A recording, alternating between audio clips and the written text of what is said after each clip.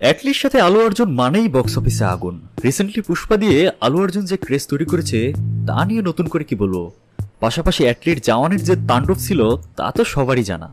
৮ April আলু অর্জুনের জন্মদিনে সান টিভিতে একটা ভিডিও ড্রপ করা হয়। তা দেখে বলাই চলে ধামাকাদার কিছু হতে যাচ্ছে। না কোনো টিজার বা গ্লিমস, না কোনো পোস্টার, তবুও দারুণ কিছু হতে যাচ্ছে তা নিঃসন্দেহে বলা চলে। ভিডিওর শুরুতে সাউথের সব থেকে বড় প্রোডাকশন টিম সান পিকচারের সাথে অ্যাটলি আর আলু অর্জুনকে ডিসকাস করতে দেখা যায়। এরপরে লস অ্যাঞ্জেলেসে চলে যায় আলু অর্জুন ও অ্যাটলি এবং লোনা ভিএফএক্স টিমের সাথে মিট করে। লোনা ভিএফএক্স টিম হলিউডের সব বড় বড় সেরা প্রজেক্টে কাজ করা টিম। সেই টিমের সদস্যর কথা শুনে বোঝা যাচ্ছে এমন স্ক্রিপ্ট এর পূর্বে তারা পায়নি এবং তারা ভীষণ আগ্রহের পাশাপাশি বেশ প্রশংসা করেছে। সাউথ ইন্ডাস্ট্রি এমন কিছু করতে যাচ্ছে যা ইন্ডিয়ান সিনেমায় এর পূর্বে কখনোই হয়নি। তাছাড়া আলু অর্জুনকে মোশন ক্যামেরা সেটআপে তার চেহারার এক্সপ্রেশন ক্যাপচার করতে দেখা যায়। সম্ভাবনা রয়েছে এখানে অ্যানিমেটেড সিজিআই ভার্সন দেখা যেতে পারে।